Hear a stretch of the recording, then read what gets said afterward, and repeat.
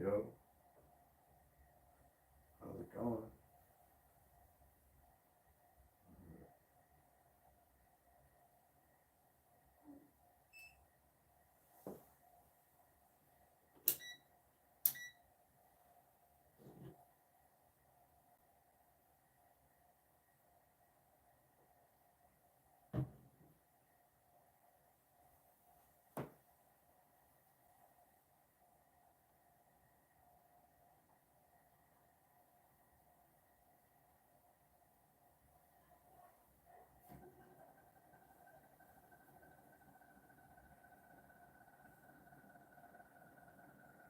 Alright, so I'm gonna let that juice up a little bit.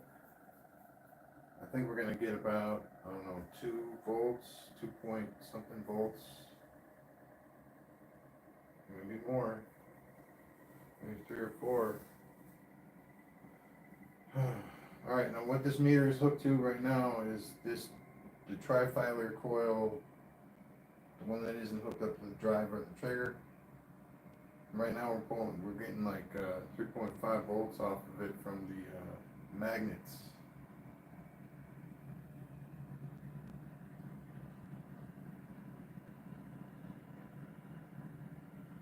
This is at 6.85 volts in and 0.5 amps. I believe, yeah, that's this far coil over here. That's driving everything.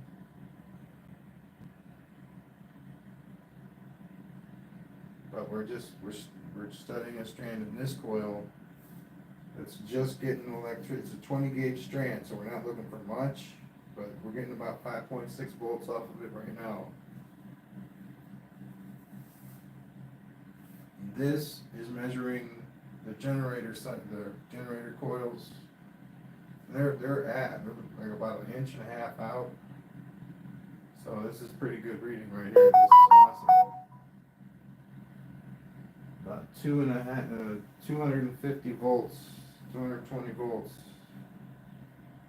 peak to peak. Now I'm gonna turn on this coil. We're gonna see what happens to the voltage. I'm gonna turn it up to 6.8. Or I'm going to try.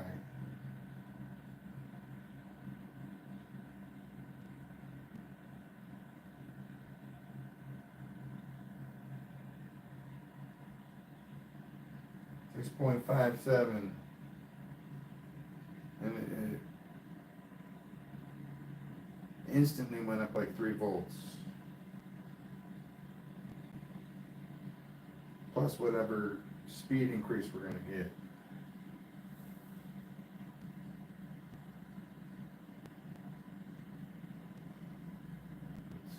Well,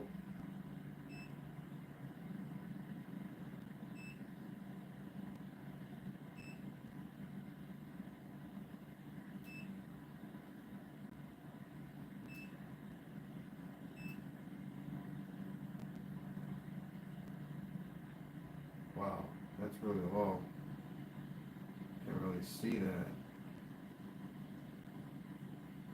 I don't know. That's not good, I don't think. It's in the wrong spot. It's on the wrong axis. Way down here. I wish there was a way to like center it without actually centering it. You know what I'm trying to say? So it's in the middle, but the middle isn't actually the center.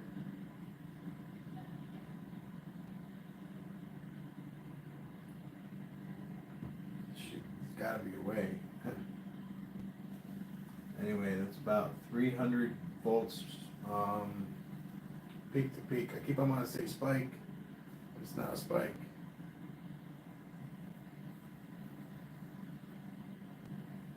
And the voltage coming off of the one strand, the one 22 gauge strand here, is 8.7 volts.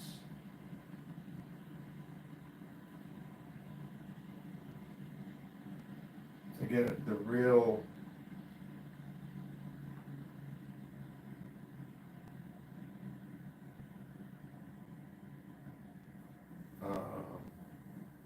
effect, you need an on-off switch, which which neither one of these power supplies have.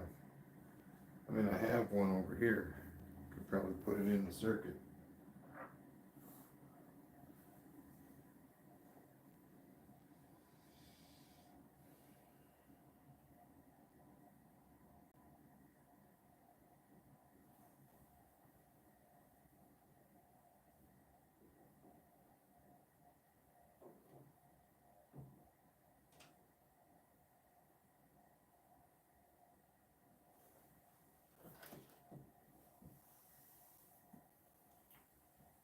It's a long one.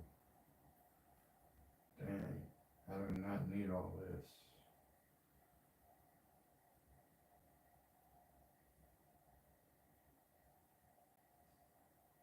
It's like a 6 footer or something. Not cool.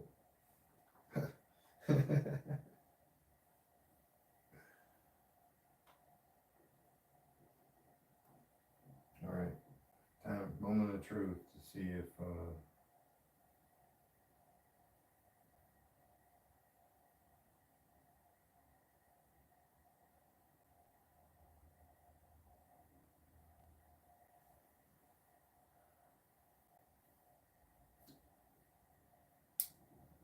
alright, it works.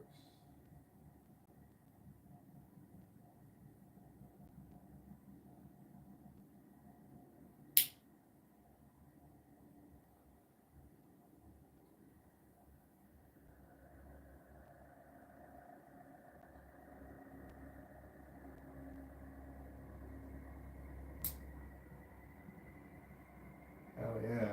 Woo! That's awesome. Glad I thought of that.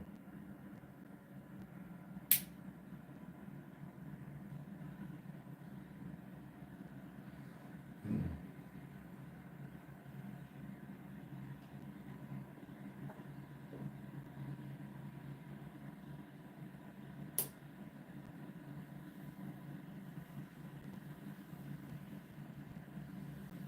Yep, and it's crisp. 8.8, 8.7. Wow, okay, it's going up now. I guess I didn't leave it on long enough.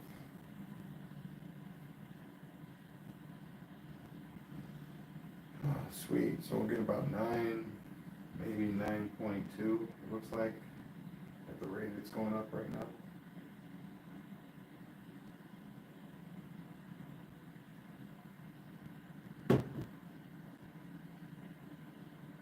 And that's the AC voltage coming off of the 22 gauge strand in this trifilar coil right here.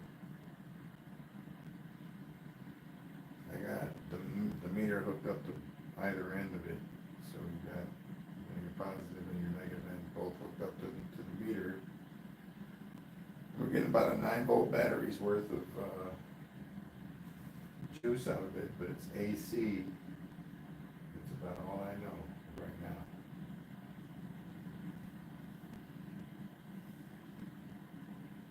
I'm gonna turn this off, switch. Instantaneously, it goes down 4 volts or 3.8 volts. So you know that there's an effect that the wire has from being in between the other 2 wires. You get a dramatic, basically 4-volt increase just from it being in there. Just from it being in there. Now, whether or not you can use that, I don't know. I would hope so. Huh.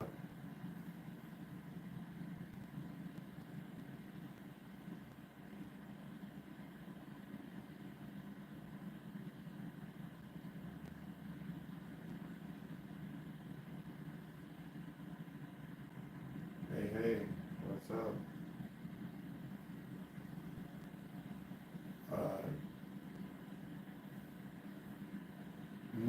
What the, is that a greeting, homie?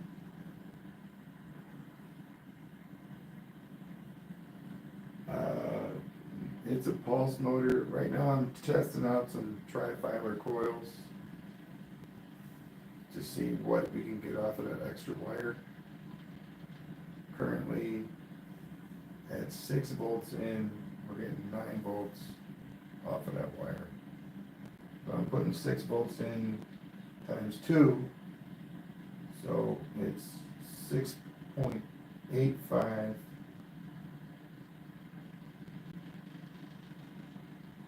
And then I'll add the amps together, and I'll probably give us, because I got 300 milliamps on 1 meter, but they're not the same size coils, so I'm gonna guesstimate that it's 5 on the other, so 0.8 or 800 milliamps at 6.9 volts is giving us 9 volts on the strand.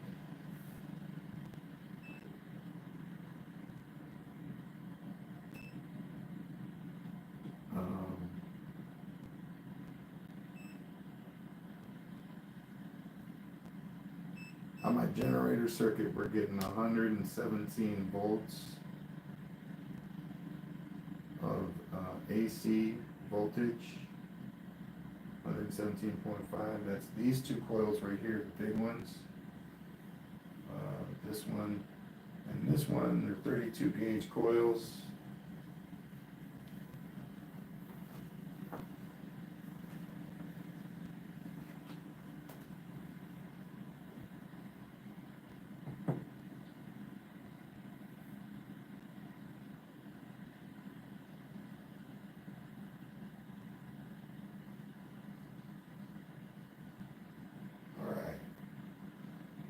Here, we got an 18 gauge coil and a 32 gauge coil, and then this is also a trifilar coil. There's a 20 gauge strand, and I believe next we're going to hook up this 20 gauge strand, because we know what that 22 gauge strand will give us over there. Let me write that down, actually. Let me write that down. Alright, hold on. Here we go.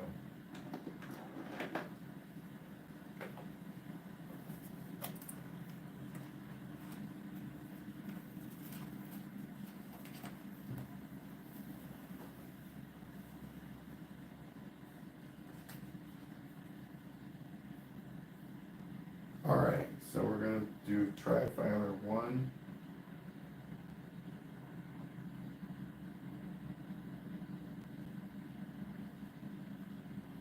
Call it Big Red.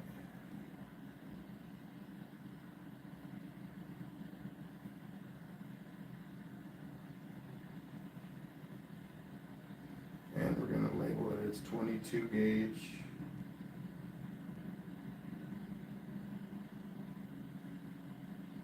AWG.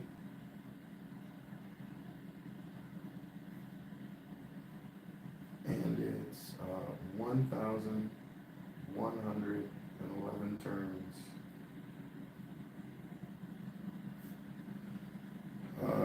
And then I guess we'll make a label that the trifilar is 32, or we're going to go other way, so 20, 22, 32.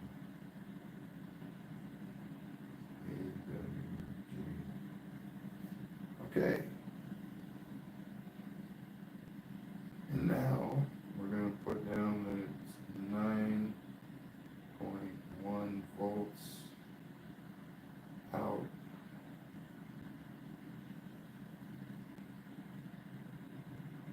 At 6.9.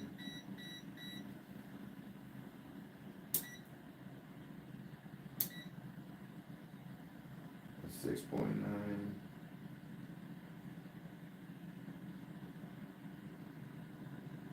volts in amps. We're going to say 0.8, that's on the generous side. And that's because the drive is simply 20 gauge and 18 gauge, which allows for a lot of amps to fly here. But this is a tremendous speed for like 7 volts, man. This is awesome. Alright, this is, and then we're gonna do trifilar.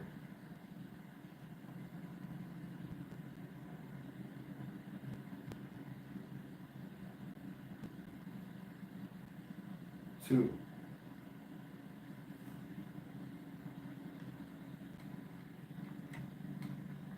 Turn this off. Turn that off.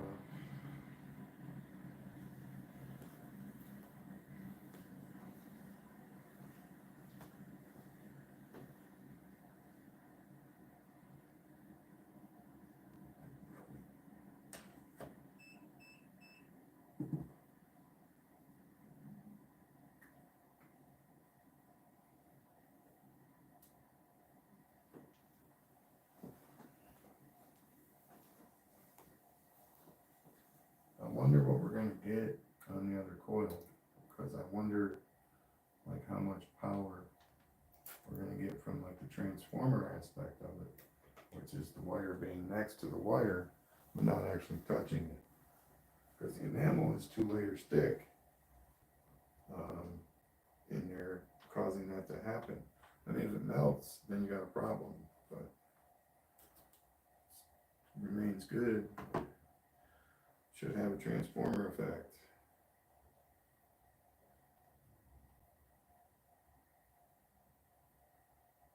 So 20 gauge here, 20 gauge here.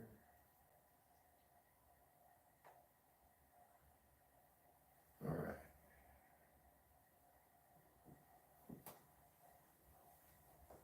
Man, I broke my foot, or I'd be moving faster.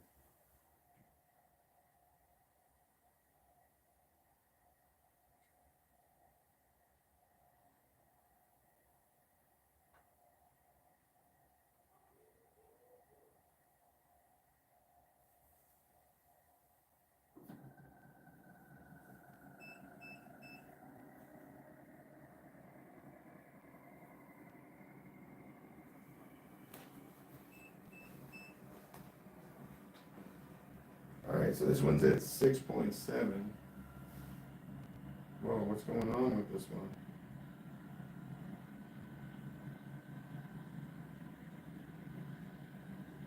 Like dropped significantly, and now it's increasing again. 7 volts.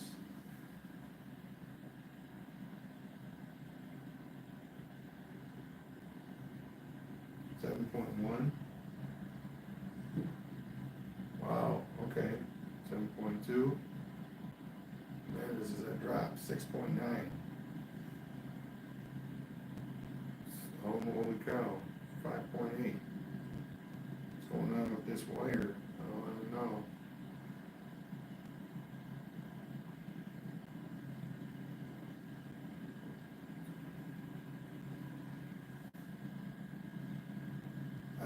I don't know, man. This is like weird. It just dropped and its voltage. It's not supposed to do that. 5.9.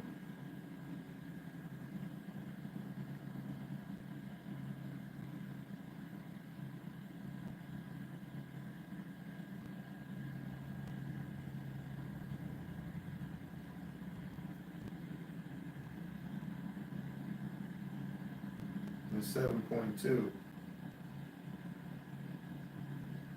Maybe there is some like bend in there where it's touching each other.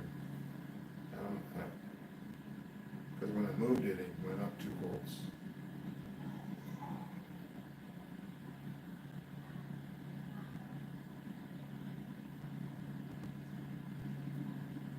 And it jumping around by 2 volts and with the 20 gauge or any kind of gauge up there is like something's definitely touching.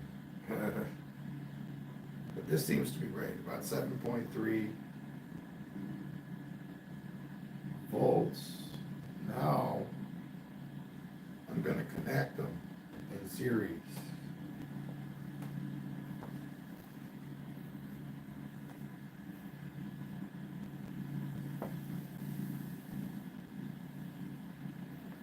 And then the last one, I'm going to connect them to the generator, which is over here. .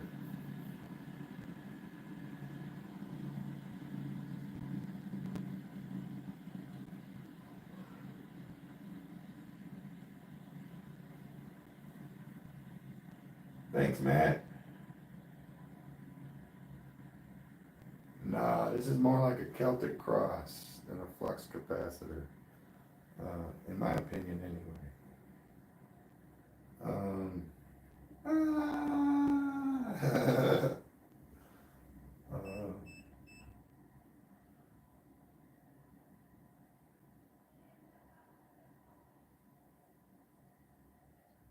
We are going to go from this coil is going to be our starter coil.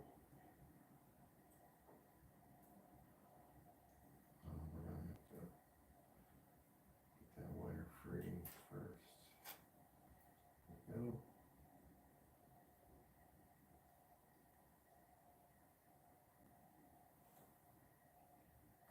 So we're going to take the negative or the end of the coil.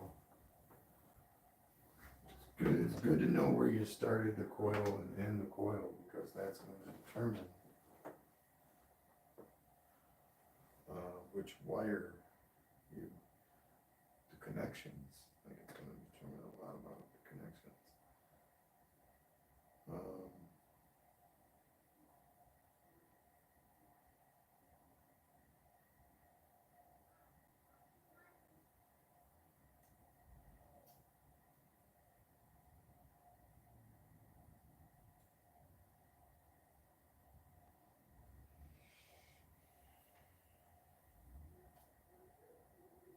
I said that one was the start, so I'm going to plug the red cable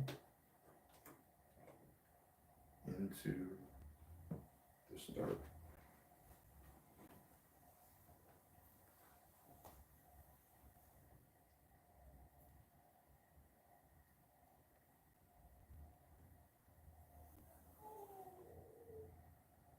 All right, now they're in series 1, 2. So I'm going to jack this up to about 6.5.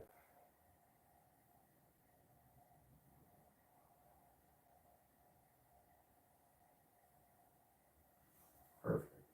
Awesome.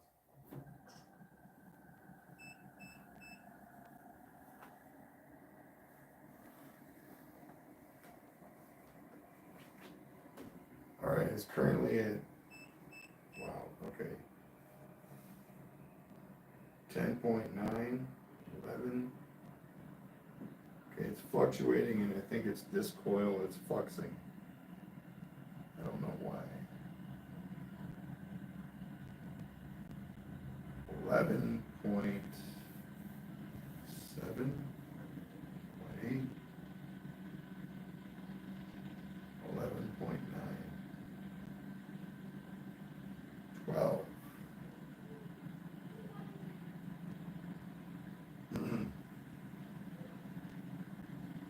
So that makes sense, doesn't it?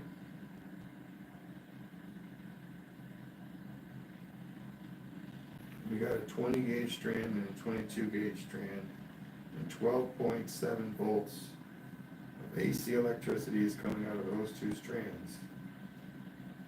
Now, what I really want to see is how much amps are coming out of those two strands.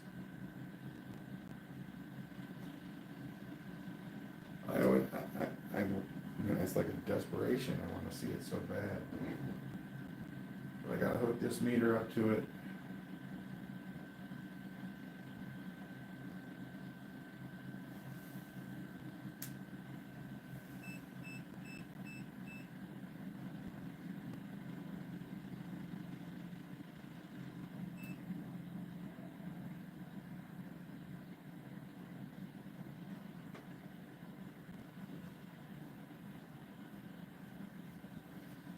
All right, I'm gonna try and get you guys a better angle.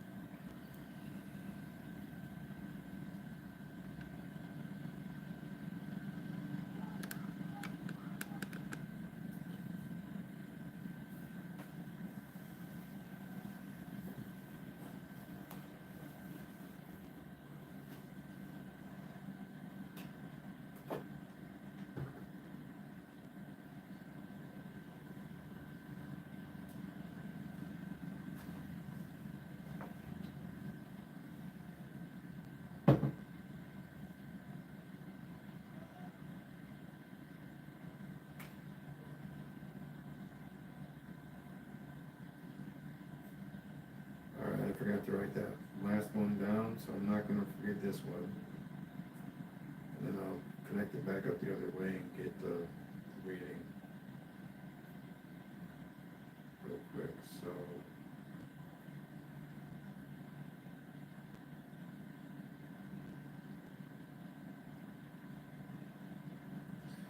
one, two,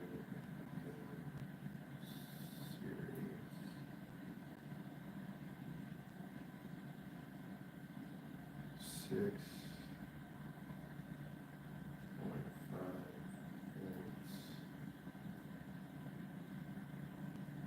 in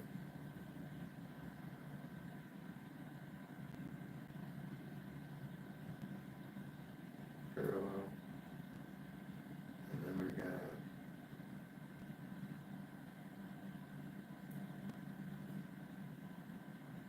12.2 volts out AC.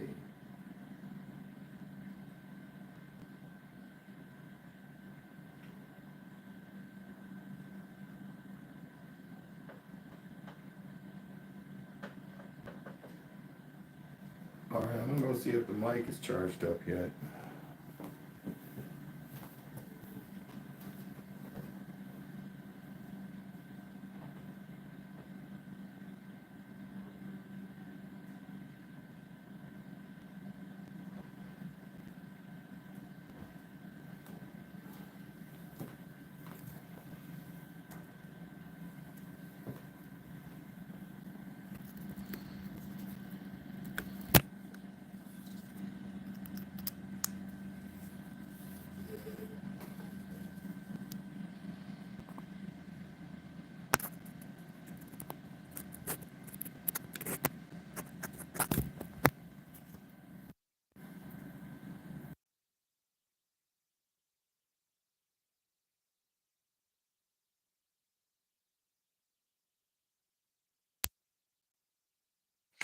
Alright, sweet. Okay.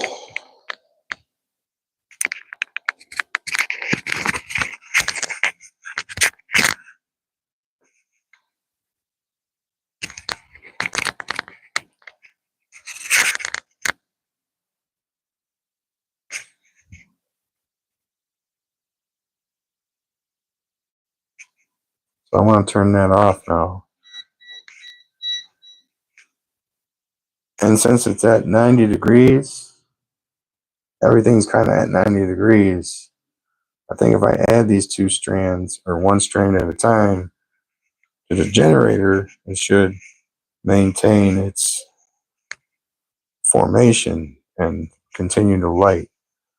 But if something goes wrong and it doesn't like it, the light bulb will not light up. I'm turning it off for now.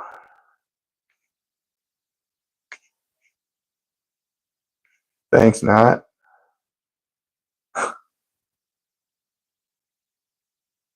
Wish I could center it. All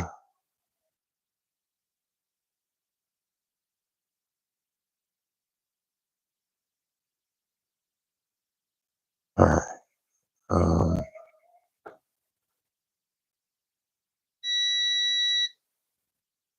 I want to get an amp reading on the other line, so I got to find my extensions for the probes.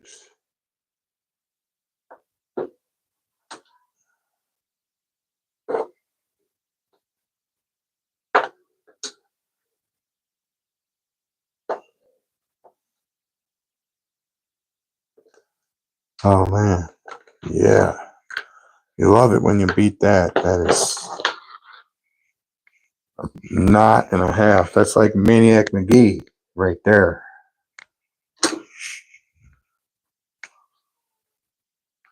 Okay, let's see here. With that one, we'll go here.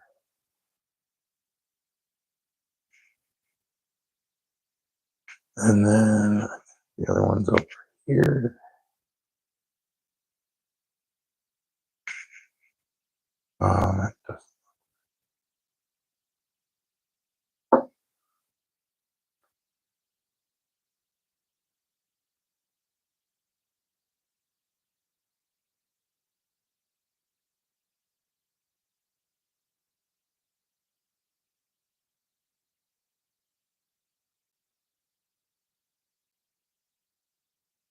All right.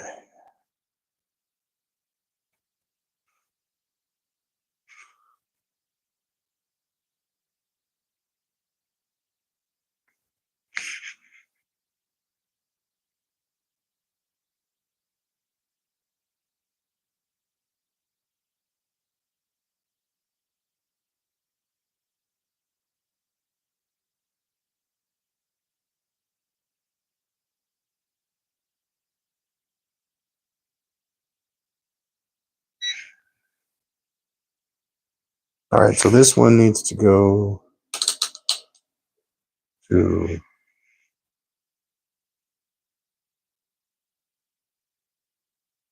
so it's not doing any, huh?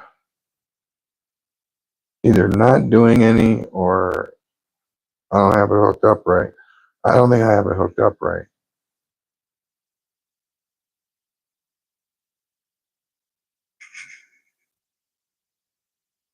Matter of fact, I know I don't have it hooked up right. Okay. This extension needs to go back on that side.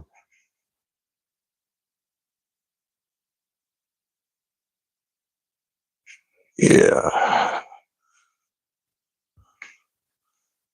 And get clipped with this one.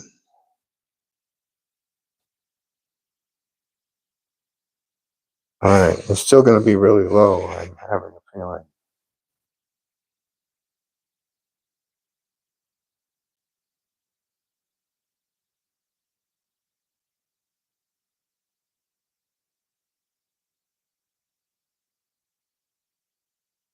Six. All right. So we got 13 milliamps coming off the 20 and the 22 gauge because they're shorter. They're on the shorter end of things. I mean, this 32 gauge coil right here is 18,000 turns, and you'll get some voltage and you'll get some amps off of that, but not that many amps. Like 100 and maybe even 200, 300 sometimes, but it's not a lot. And it's got a soft iron core in there too, so it's not like it's not. All right, so the trifilar coils extra strand is giving us 20 milliamps of AC ampage.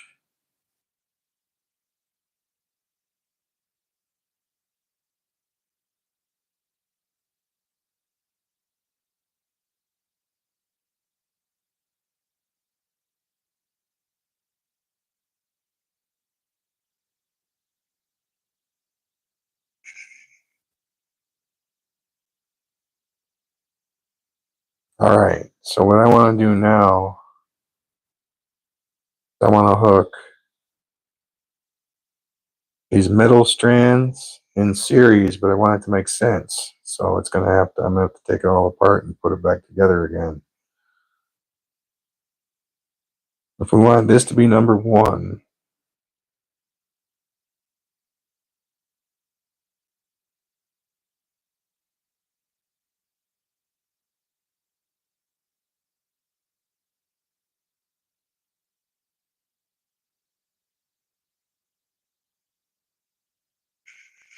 wow.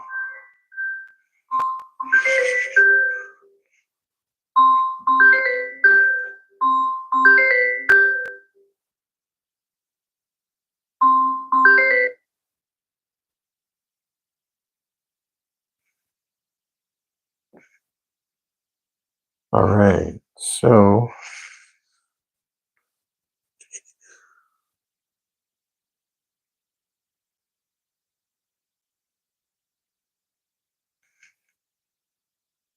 then this.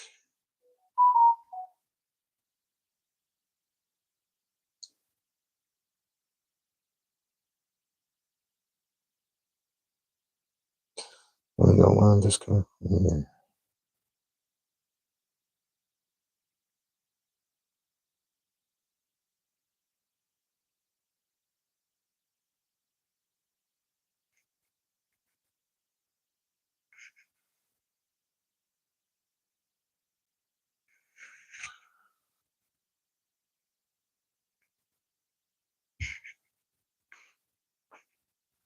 It's ridiculous how long this is, though. It's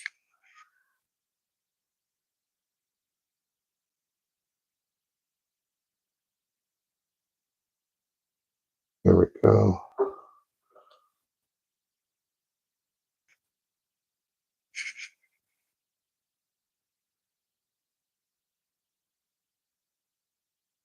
And we're hooking into this 32 gauge coil.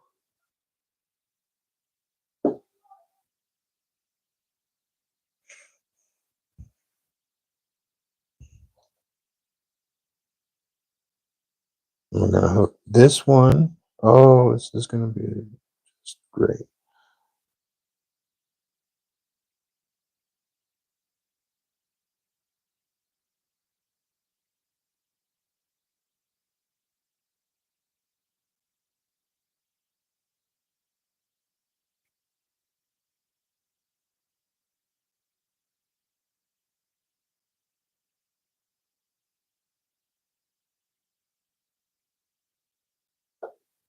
Boom.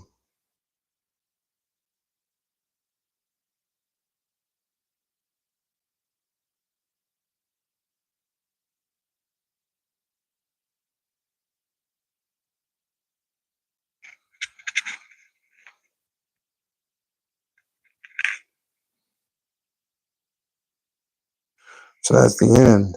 All right, let's see if we get a reading on that.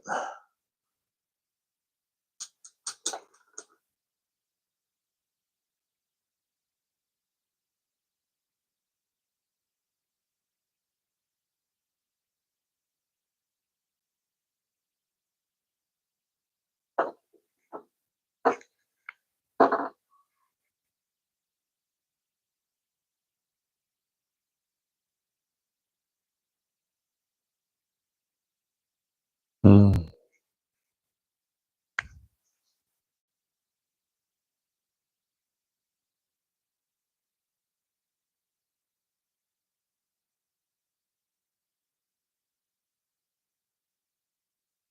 Okay, so that's the start. We're just hooking up the meters now.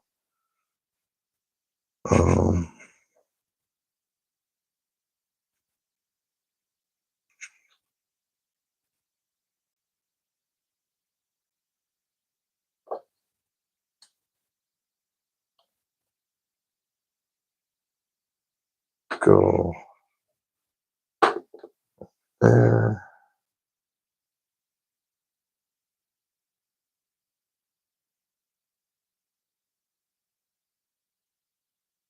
This one, I just got to move it back over here. Okay,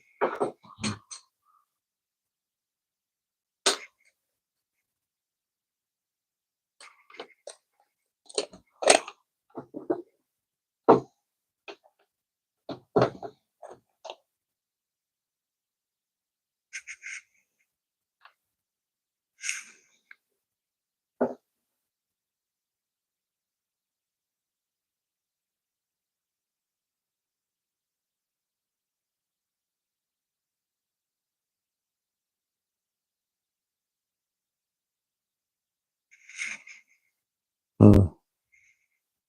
Gotta get a lighter real quick.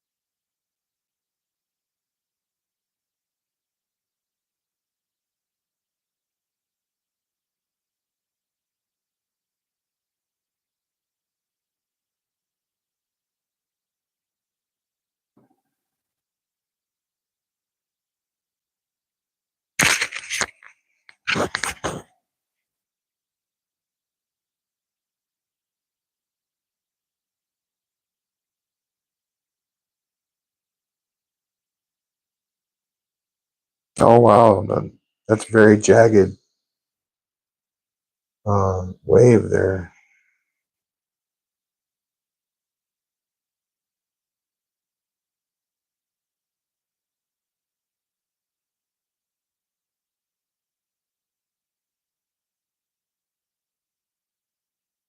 .400 volt spikes or peaks, peak to peak.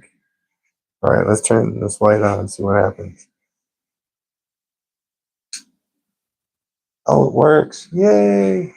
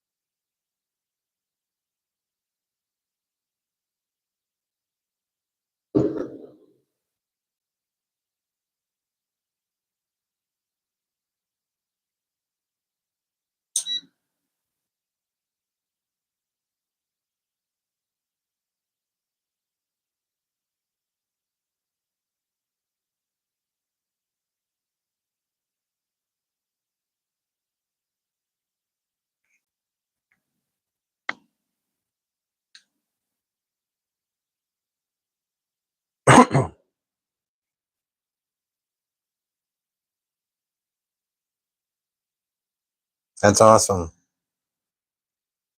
150 volts. It's all compiled. You know, it's all just added together.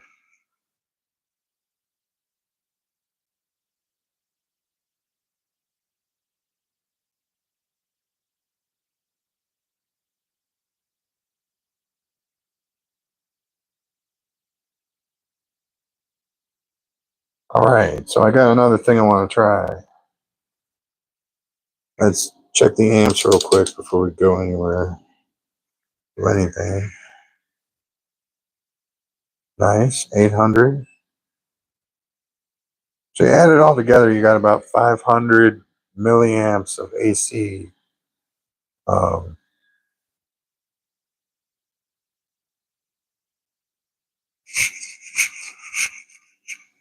all right.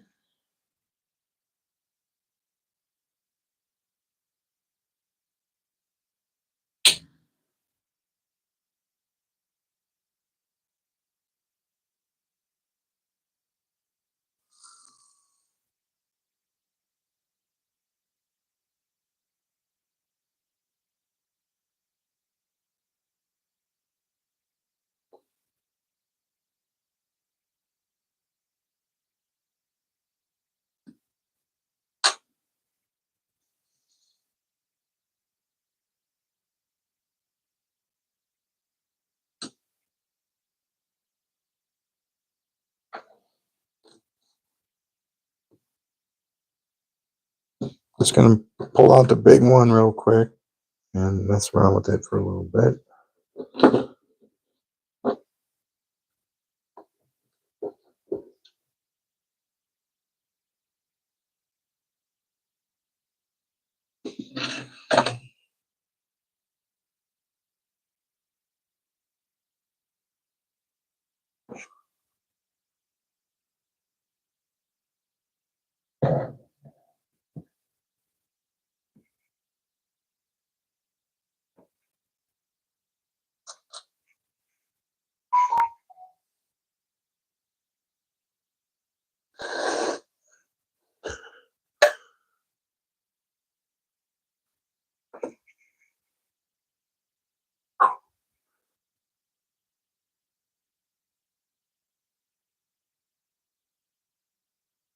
Should I put it on this way? Yeah, let's put it on this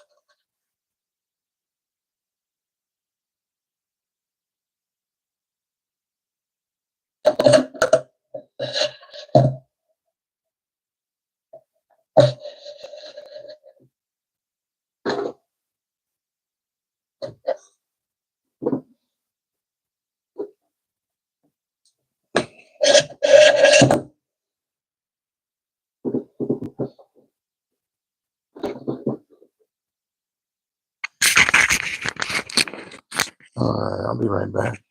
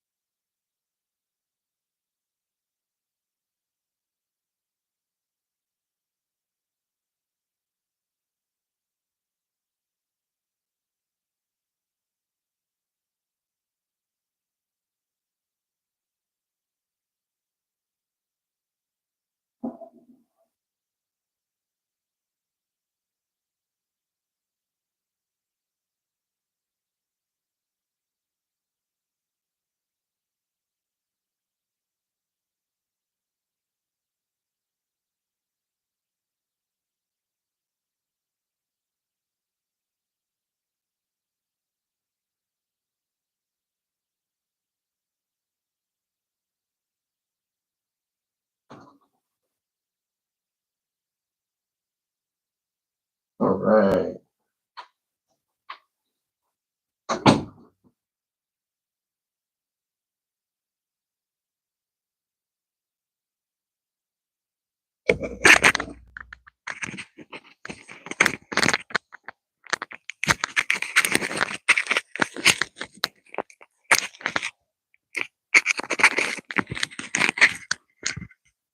There we go.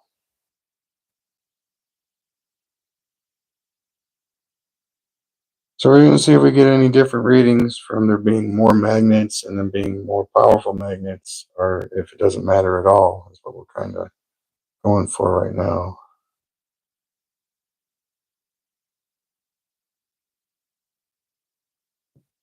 This one, however, is going to be going a lot slower than, not that it's just, it won't hold together, so I have to stop it.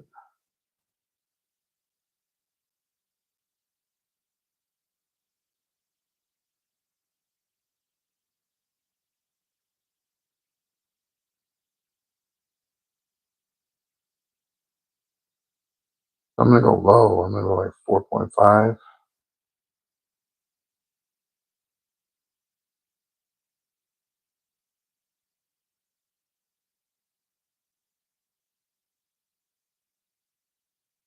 There we go.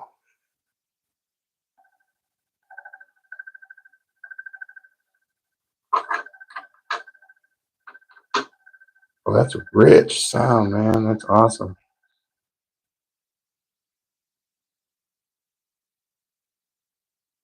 But because it's going to be going a lot slower, we're probably not going to see readings.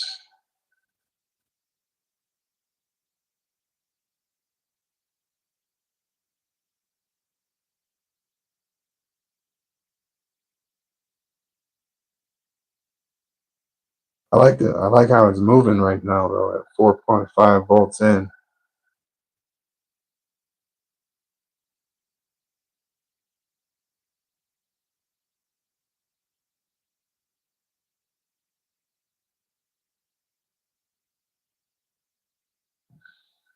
Nah, I'll probably elevate the coils a little bit.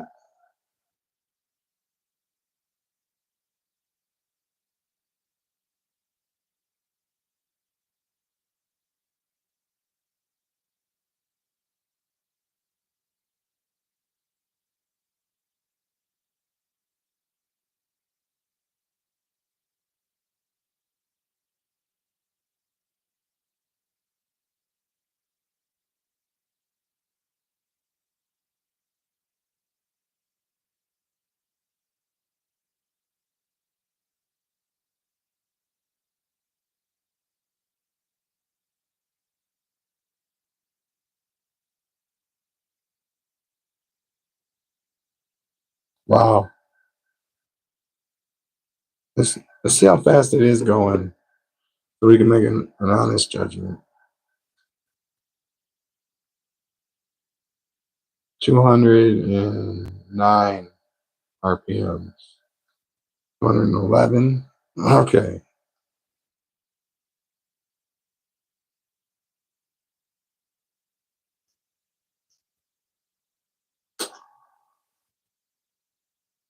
Oh, that was just the one. That was just the one. I didn't even turn the second one on. Yeah, I don't know about this. It's fun, but it's only fun if everything doesn't fall over. Huh. Well, I don't know. It depends on how you look at it.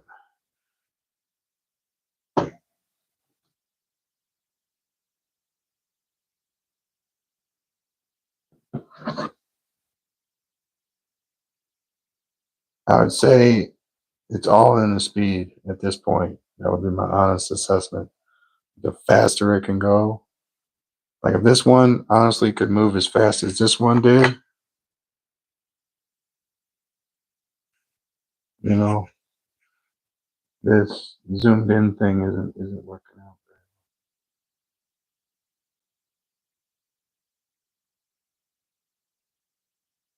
There we go. It's got great flywheel capability.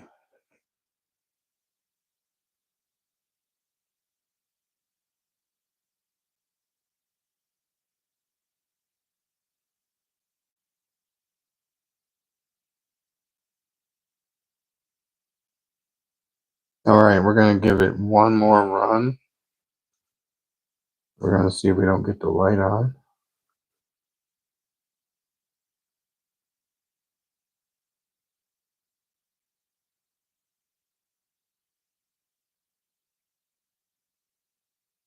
Running at 2.5 volts.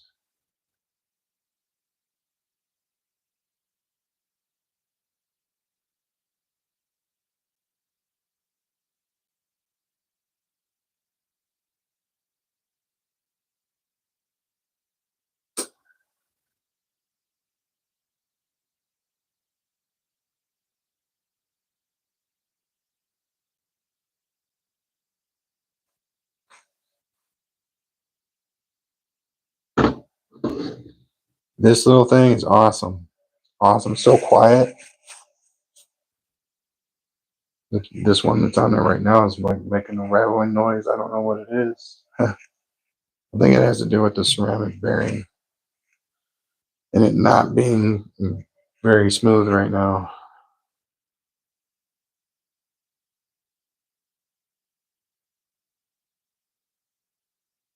This is 2.5 volts in. Let me see if I can illuminate.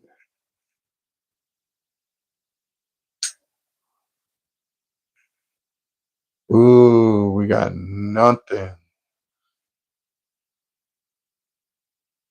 But it is taking the energy. You can see that in the wave. It's maybe you can't see it. I don't know, but it's a square wave right now. You got to get up to like 65 volts. I can't believe we're not at 65 volts. Anyway,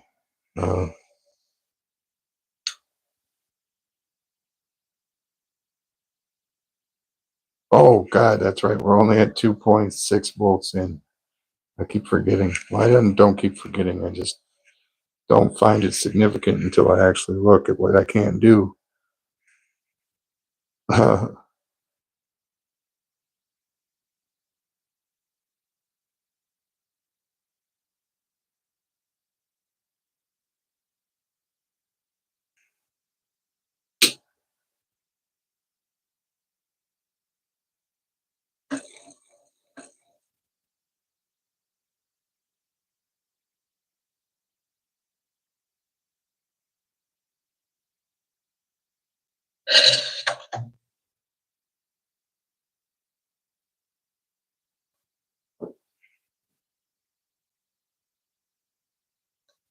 I'm gonna have to remake that and make it sturdy, like this one.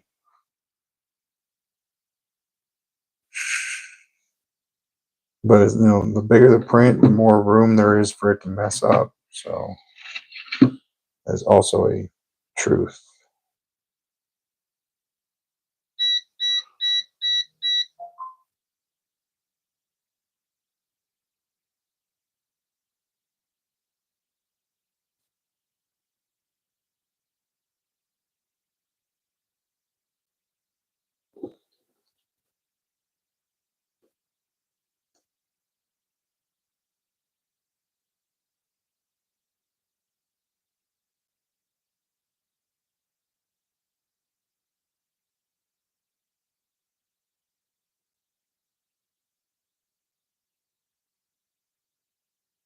Wow.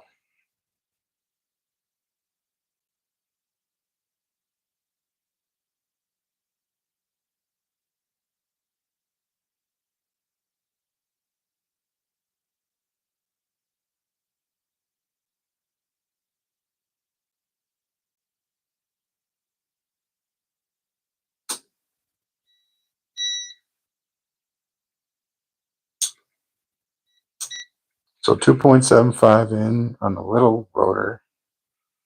See, I can get the, it's cool, man. I can get the cores in closer. Everything can be a little bit closer.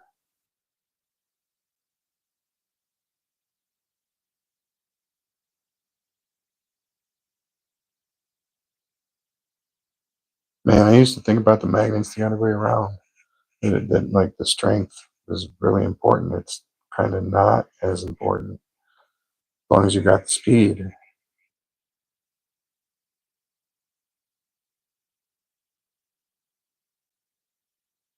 Wow. 250-volt peak to peaks uh, at 2.75 in. That's awesome. Now we're at 73 AC. Let's see if we can turn the light on.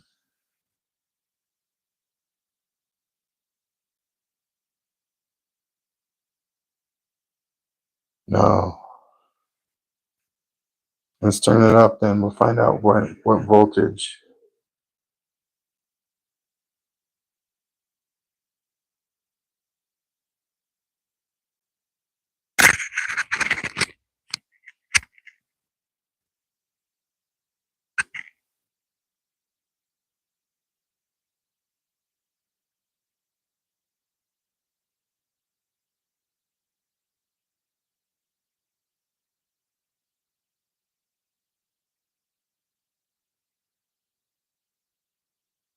There it goes. Where's the tack? There it is.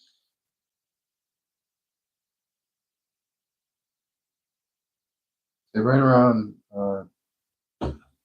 2,225, 250 divided by 4.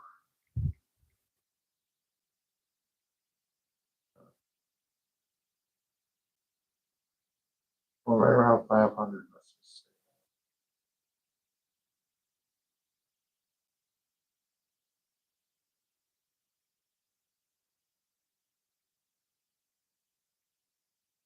So 4 volts. Then drop it to 0.5.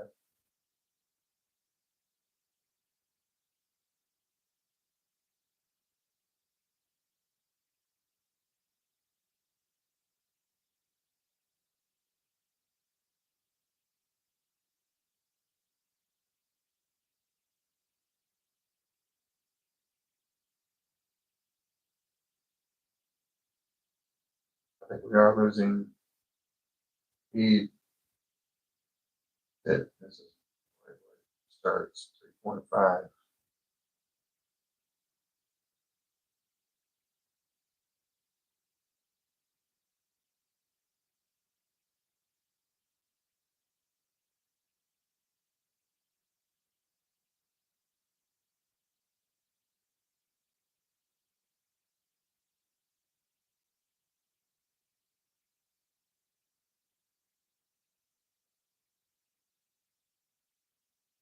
Three volts.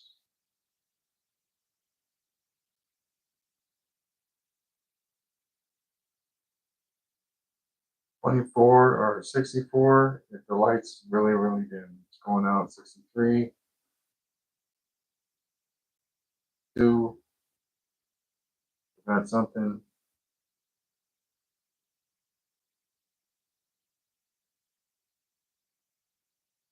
61, I think, is where we start seeing light.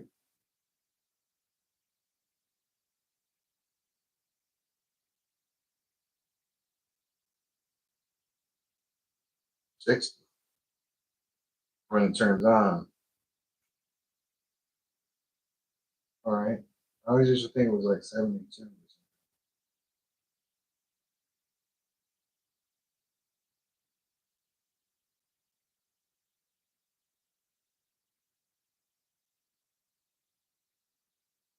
What I'm talking about is when all the spinning makes this turn on. Is at 60 on this meter. So one more volt down, it'll turn off. Basically what I'm saying. Off entirely. It looks like it's off right now, but it's not.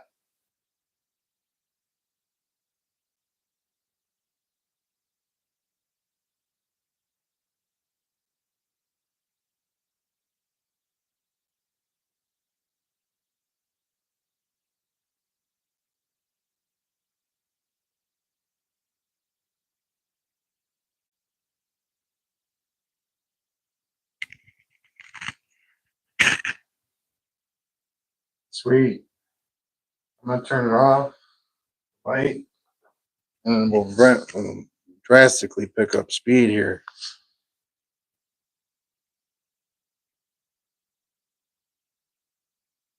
And voltage and everything else. But you want some resistance on your setup?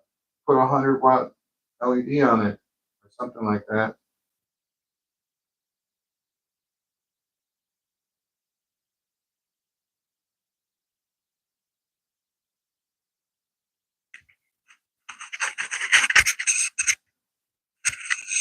I agree, 100%.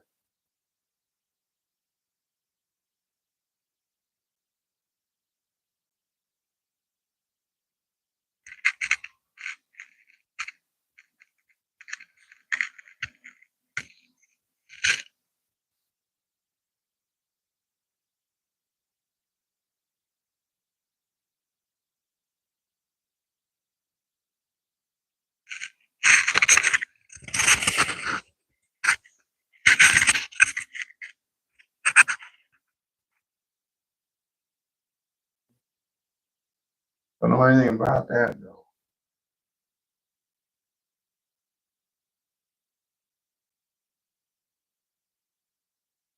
All I know is that I'm putting less than 5 volts in, 3.5 volts in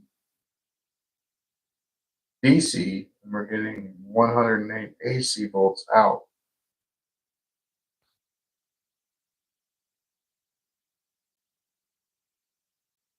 Because it's a transformer, as well as a generator and a motor.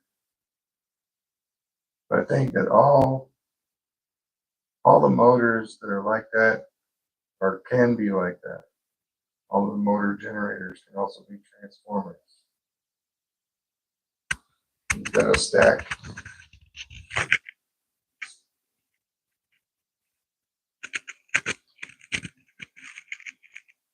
Got a stack.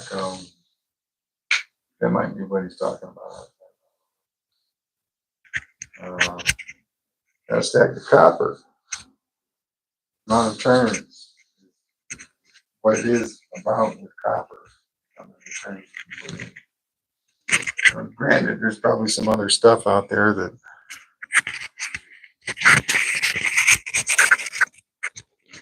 doesn't react the same way. But I was reading, not reading, but doing a couple things on graphene, looking up a couple things on that. Just did a couple, just how it's structured. Makes it very powerful. 'Cause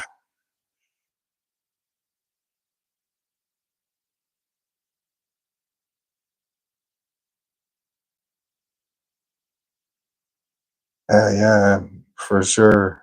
Um, and there's a soft iron core in this 18,000 turn coil, and there's an iron filing core in this 22,000 turn coil. So they're both ferrous material, but they're different type of ferrous material. So I don't know. I guess I'm in the same boat.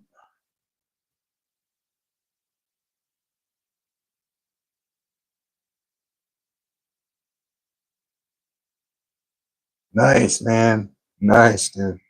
Propagation. So we're acoustics, huh?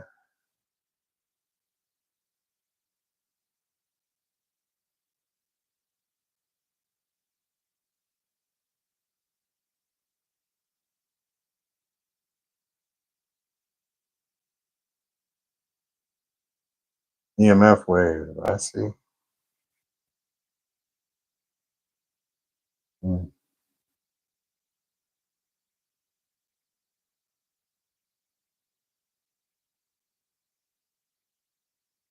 Mm. So I'm gonna turn it up to say 5 volts. Oh my God, we're going above and beyond here. 5 volts. They are drawing 400 milliamps on the one, which is 18 gauge. Don't know about the other one though. Oh no, 300 milliamps. The faster it goes, the less milliamps you draw too. That's awesome. I'm forgetting about that.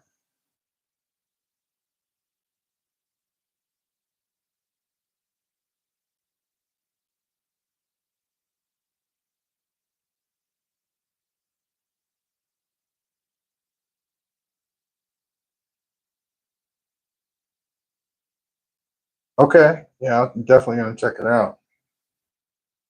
Yeah, man, and I'm not don't have anything on my plate right now, so I'm all for it. That could be the next thing.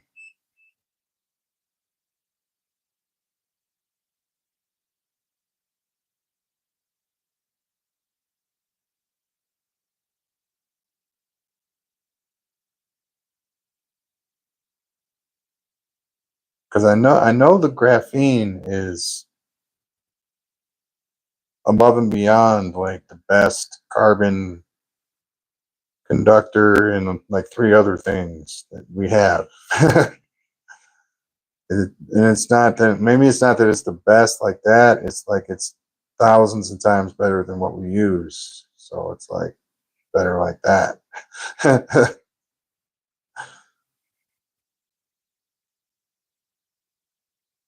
Yes, I've yoked quite a few of my coils actually. Uh, like I would, an aluminum wire is how I wrapped them. I put the copper in the center, made it as big as I wanted it, and then I wrapped the rest of the bobbin in aluminum. And yeah, it has a different output because when you like funnel or focus the magnetic energy, it propagates, like Brian was saying.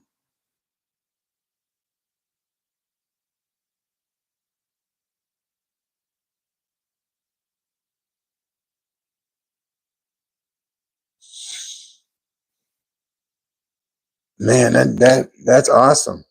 Just thinking about that is like, and it's just to do it like for fun would be awesome. To like yoke coils and see if, and then make identical coils unyoked and just see the difference that way.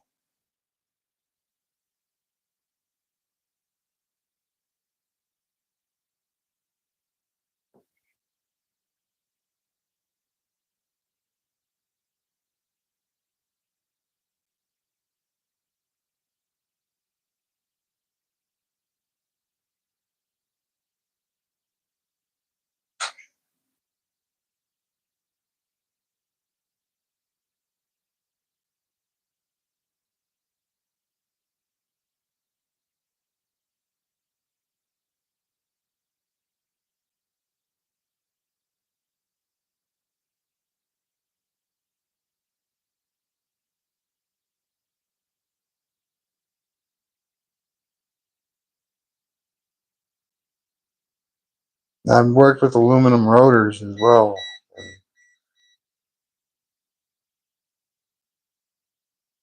Well, not just the rotor, but the core, aluminum core, and the coils.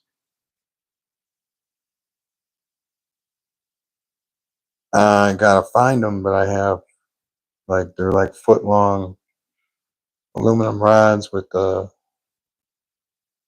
half-inch diameter, I think.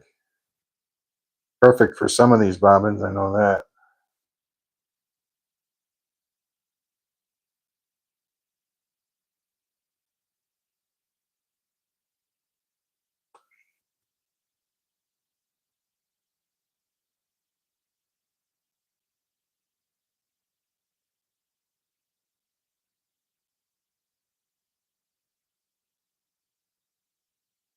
Yeah, as for amplification purposes, I've never wrapped for amplification purposes. I've only ramped to dampen or yoke with a different material. But it'd be cool to try it the other way. It'd be like the Lord of the Rings, man. Oh,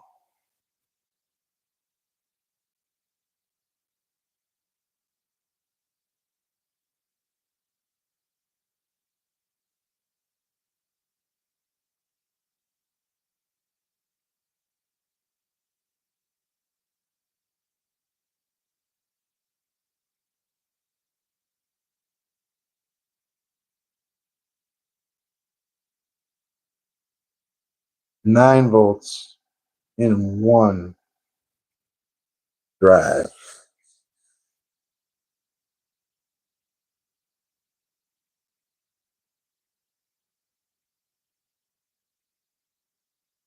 See, so when you put the drive on, you get additional voltage from transformer effect.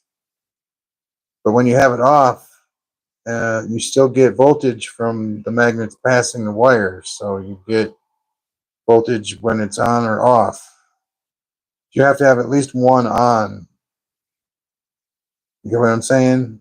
But you can have one or two on. You don't have to have them both on, and you get a benefit from having it there, regardless of whether it's on or not.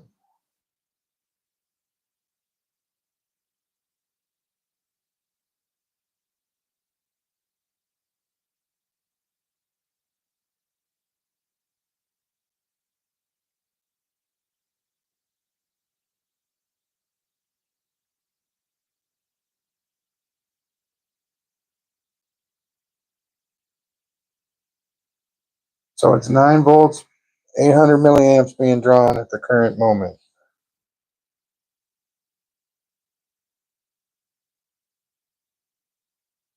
Oh, we're drawing more, we're making more than two.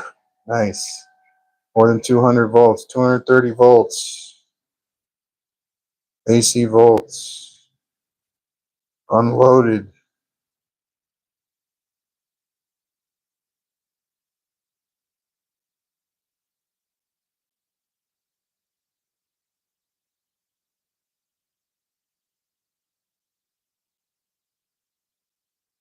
I'm going to turn on the light.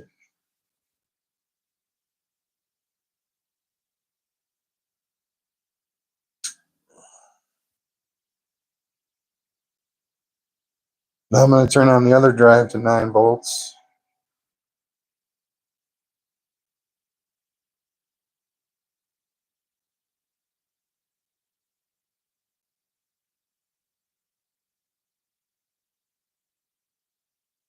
And we always end up with about 77 volts with the light on. I don't understand that.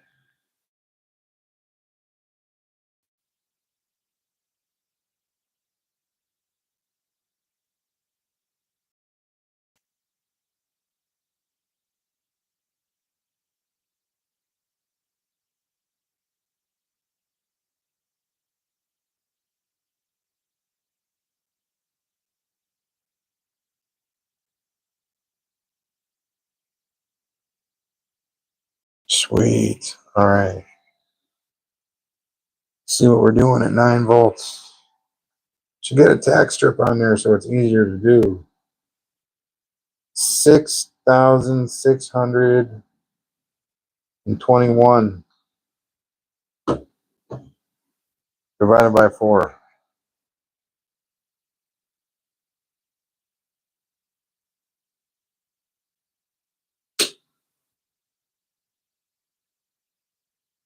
All right, power's off. 100% off. Here we go. It's starting to drop now. I was going for quite a while there at like full throttle there, and then it's just going to taper off real fast. Boom, gone. Okay, sweet.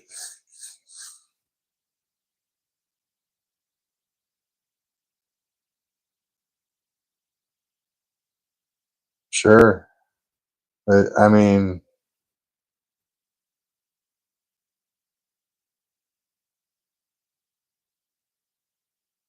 mm.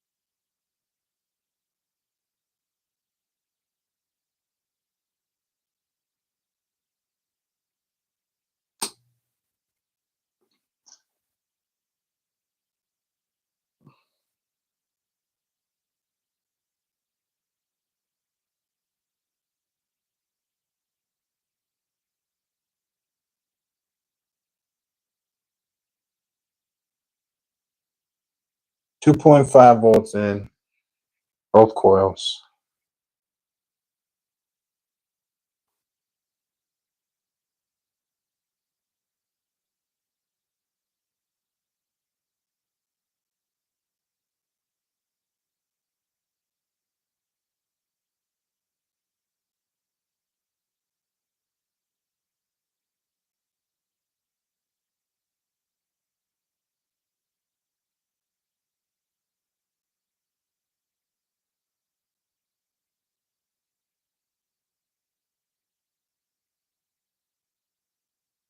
Now the question is, I'm not even going to ask the question. I don't even think it's going to happen.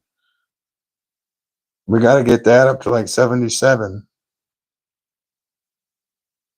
and it's going down. So that's the core dragging this whole system down at 2.5 though.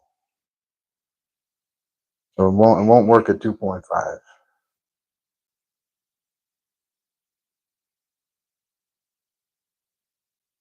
3 3 volts.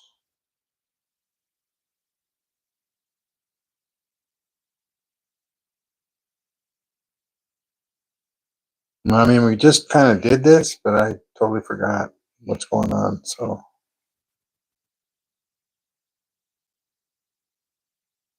all right, lights on. Yay, man, 3 volts.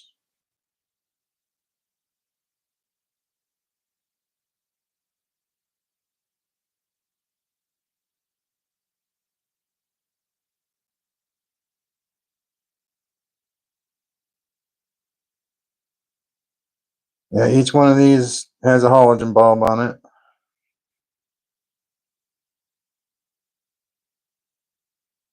So at 3 volts, it's good. The light goes on at 3 volts. At 2.5, there's not enough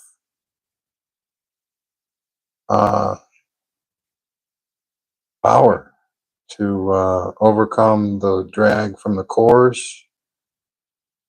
And it will eventually stop at 2.5. With the soft iron cores, with the ferrous material, it's going to stop. Because it is what it is. But you put 3 volts in, you get light and it doesn't stop. It overcomes the core. It's weird. I put them and try and get them in real close, and when I do that, it puts a greater drag, and then the light puts a drag on all these coils. Become a load when the light's on. So it's got actually quite a bit to overcome.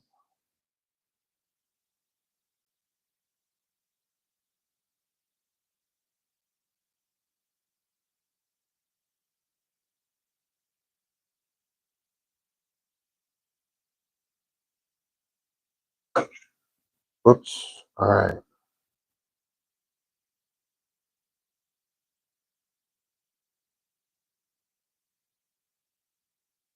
You see how bright that got though when I put it in there like that?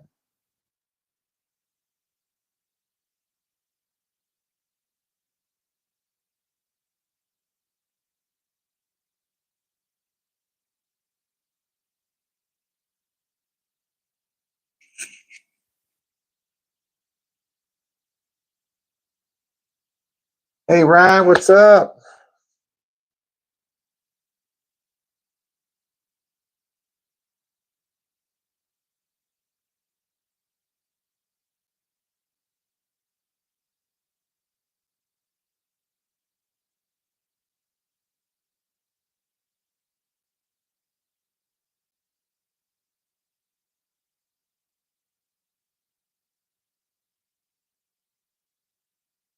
Haha.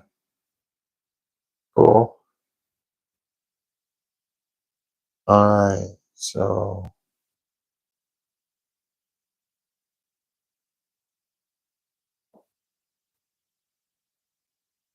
hmm,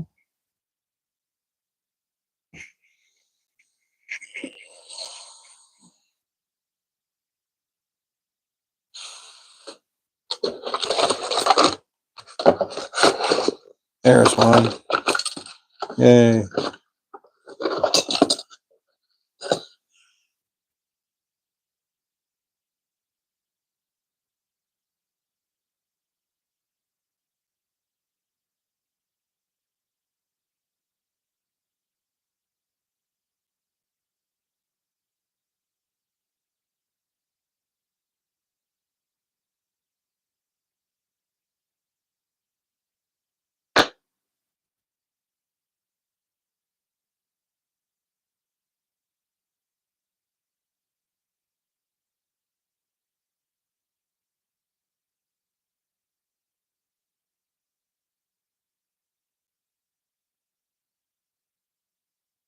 Yeah, I don't have any capacitors on this thing.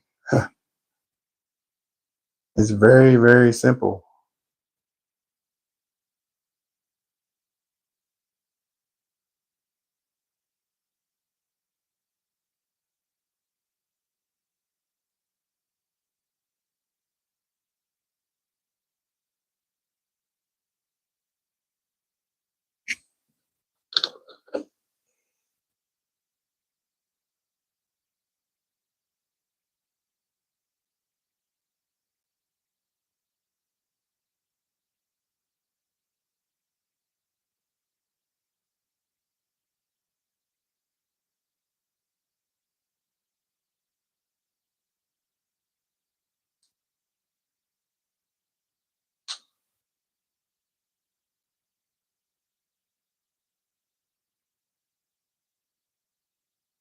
Oh, there's a capacitor inside the bulb, is what you're saying? I'm sure there is. But it's supposed to be 1,000 watt bulb, not 100 watt bulb. I give it plenty of clearance. You know what I'm saying? And I'm almost sure they made most of those calculations when they sold me the bulb.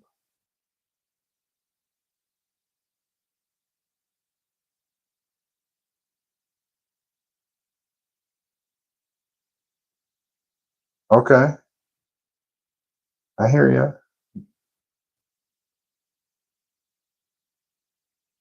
So you're telling me hook a halogen bulb up instead of this one. It'll give me a more accurate reading of how much energy is coming through there?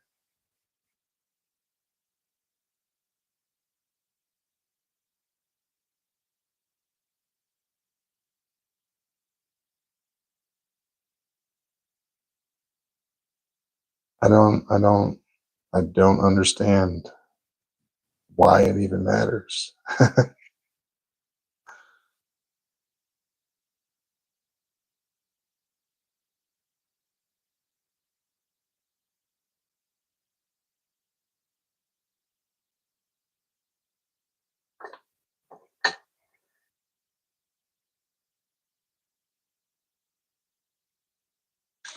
But if that is what's going on here, we want to remove all that stuff, right? We want to get a crisp, clear reading of what's going on.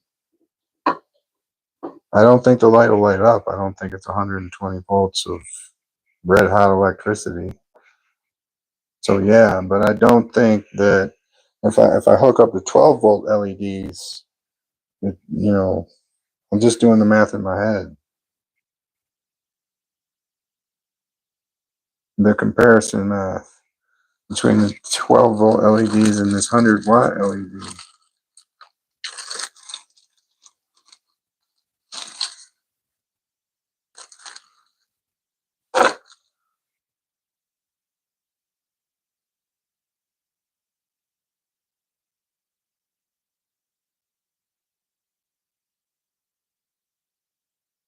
It's way harder to light up than a neon bulb.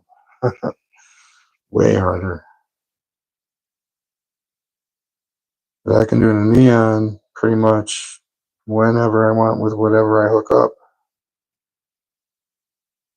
This is a halogen bulb with 2 filaments. Let's see what we can do.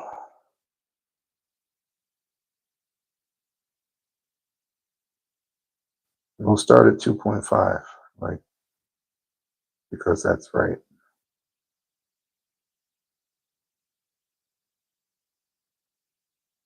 All right.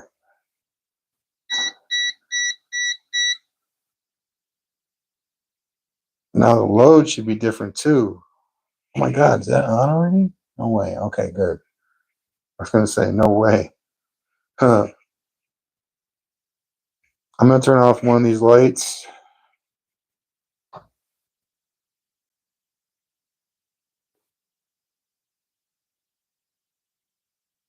This is our spot right here. I'm going to start juicing it up a little bit.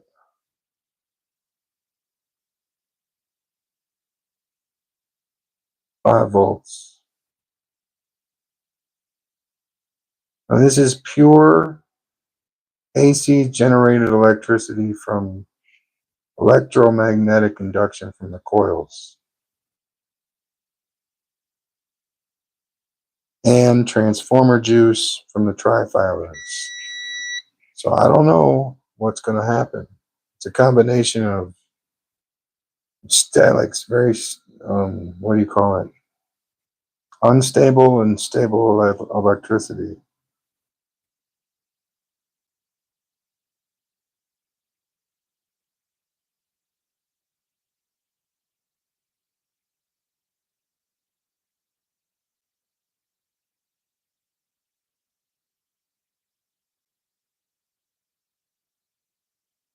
All right, at 10 volts, we are getting our halogen bulbs to light from our circuits.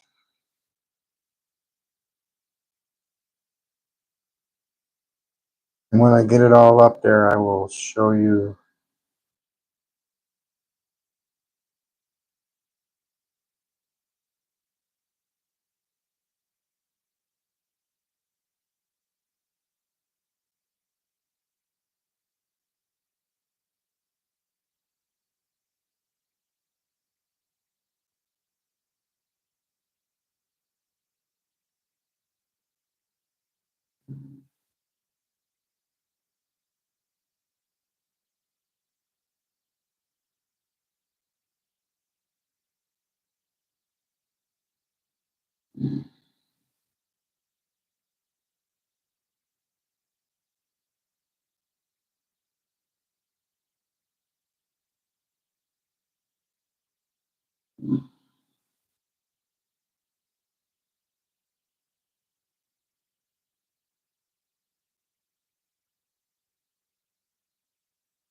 Yeah, it's not lighting up. I didn't think it would, but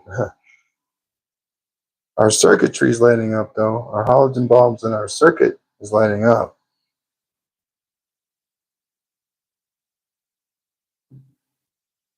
I don't want to get it going too fast. I don't have a lid for the rotor. We're at 10 volts in. I'm going to go up to 12, but that's about it.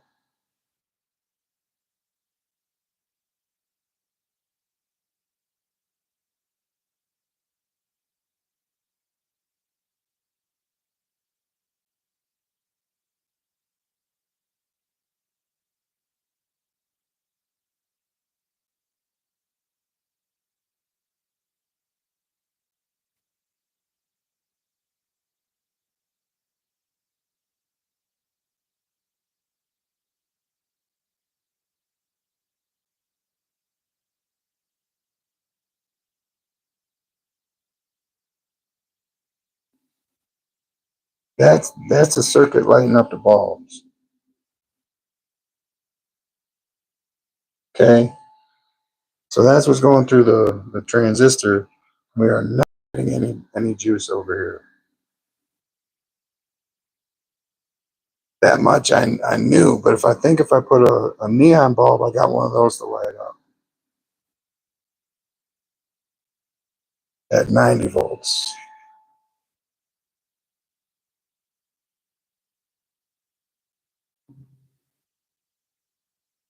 But it's like in like a inconsistent hum, and I don't want to mess with it.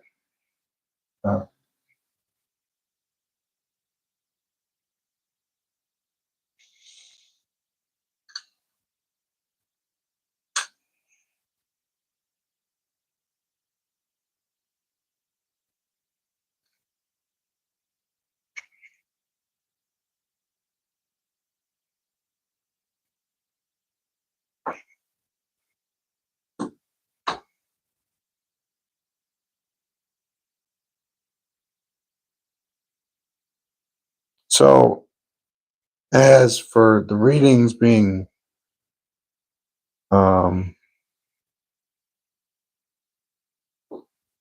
accurate, I would say there's a certain amount of current, or there's a certain amount of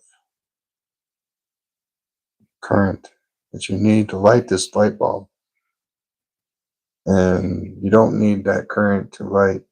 But here, this is what we're going to do. Since now that I'm intrigued, we're going to hook up this bridge rectifier.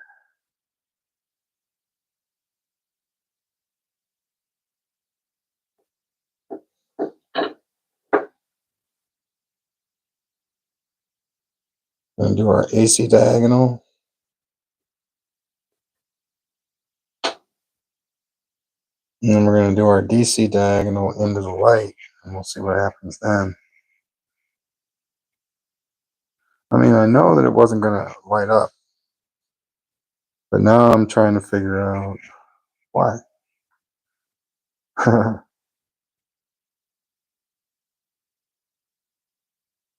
Well, then you can't just say that it's inaccurate and everything about it's inaccurate. Then. I mean, if there's like special, literally like jerry rigs you have to do just to get to use it, I don't want to get into it. I really don't.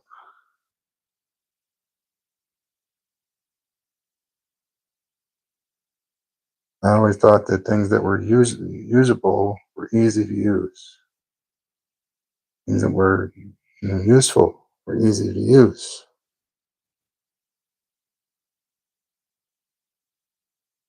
Right? I mean, they're supposed to be, yeah.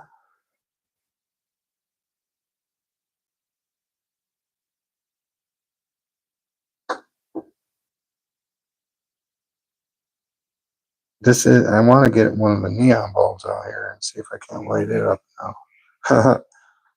Because I did just make a claim that I could do that. I want to see if I'm right about that.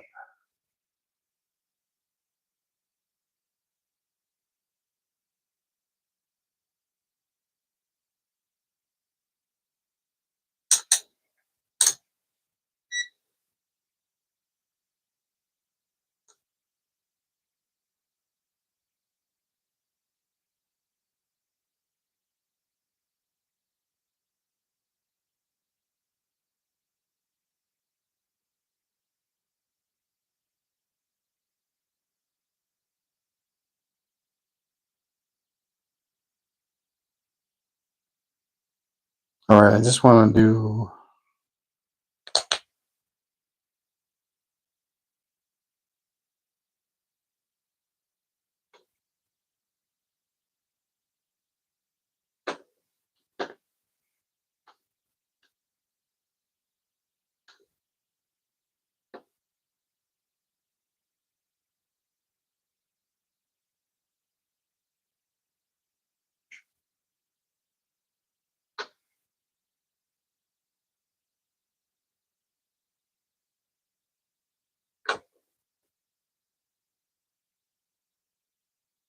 All right.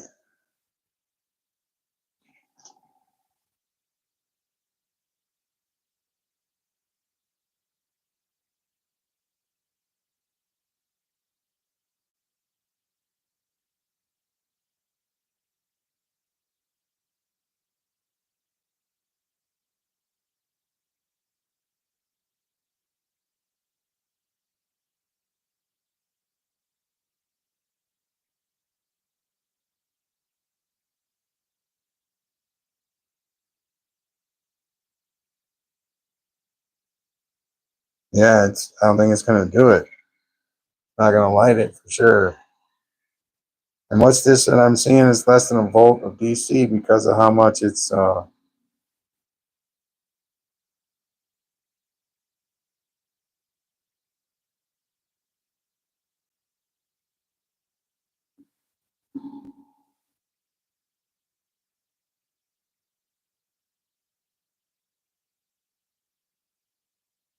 And there's no on-off switch, so that kind of sucks. All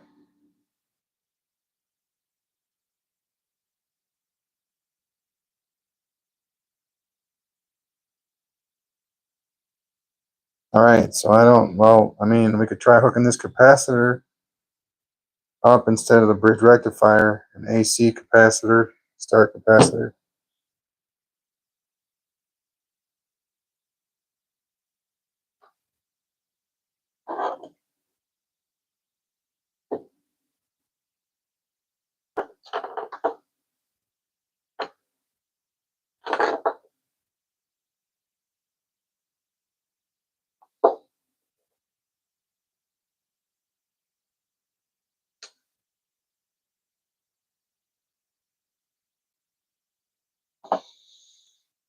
All right, so that's that.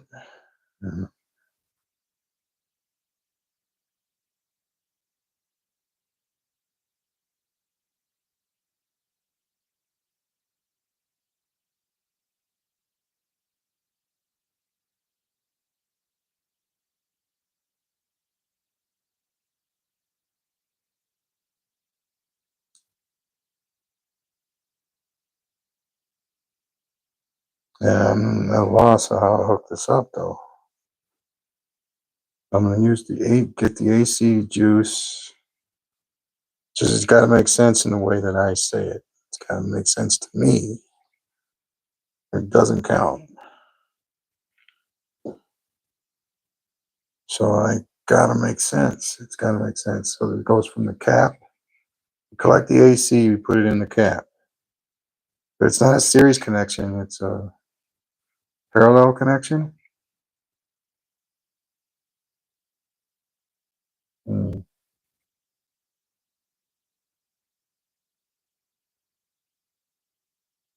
And then I guess I can hook it to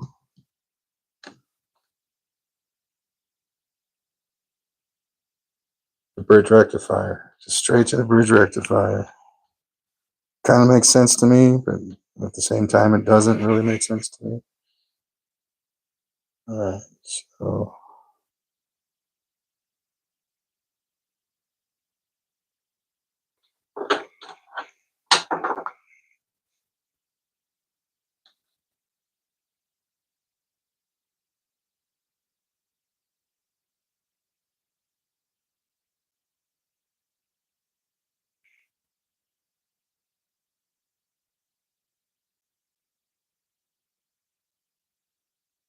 All right, so that's 100-volt AC cap. I don't know. All right, let's do this.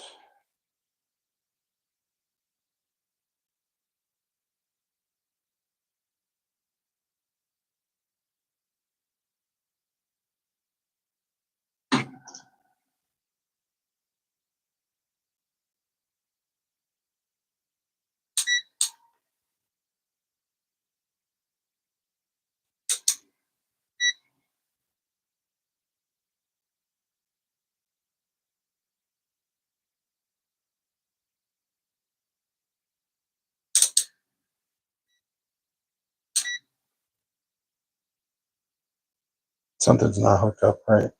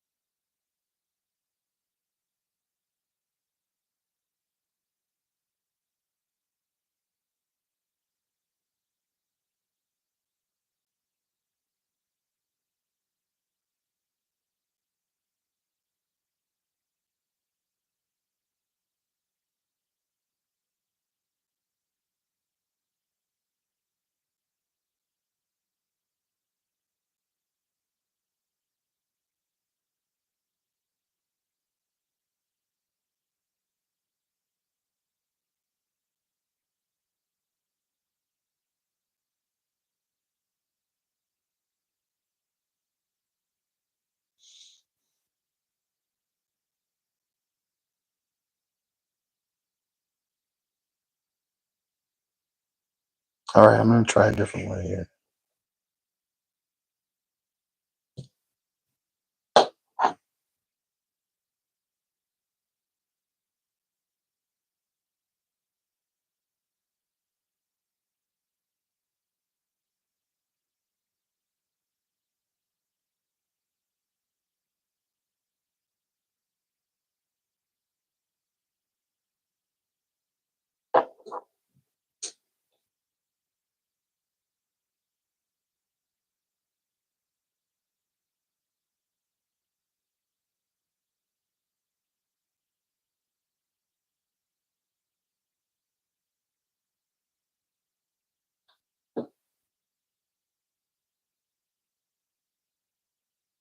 All right, so now it's in series. Let's see what happens now.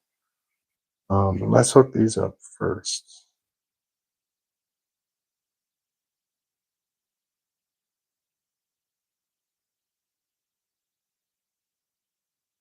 Maybe they're already hooked up.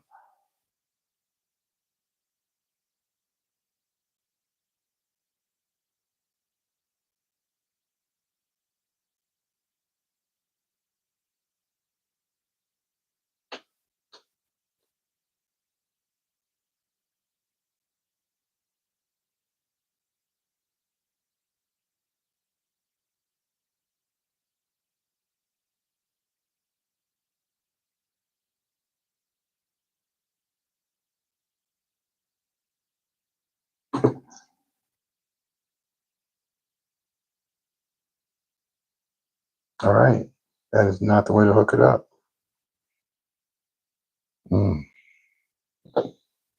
All right, I think I'm gonna give these things a break. Oh, oh man. Okay.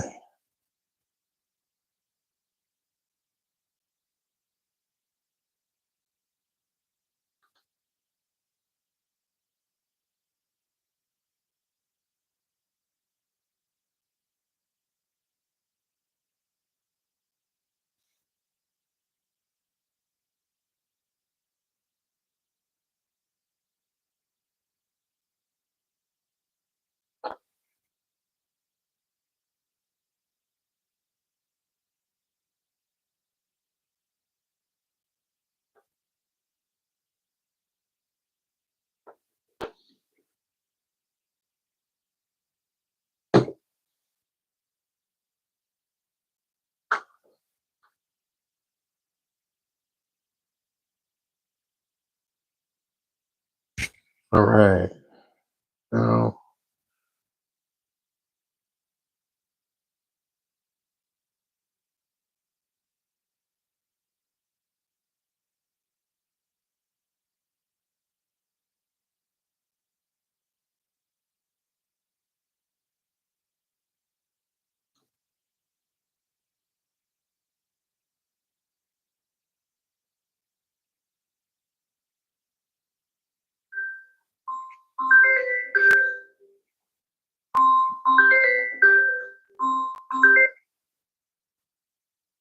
All right, I will call you back.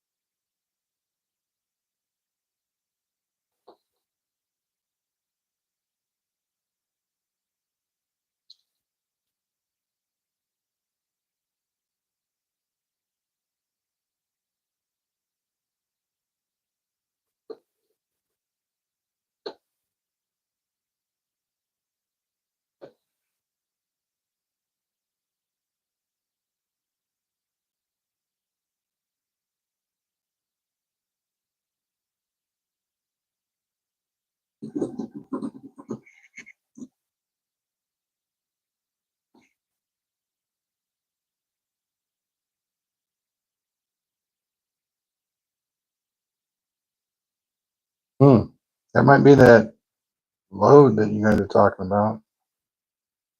But I don't know why it would just all of a sudden show up. But anyway, I gotta go. Been fun. Check you on the next one. Peace out. Have a great day. Please subscribe. Bye now.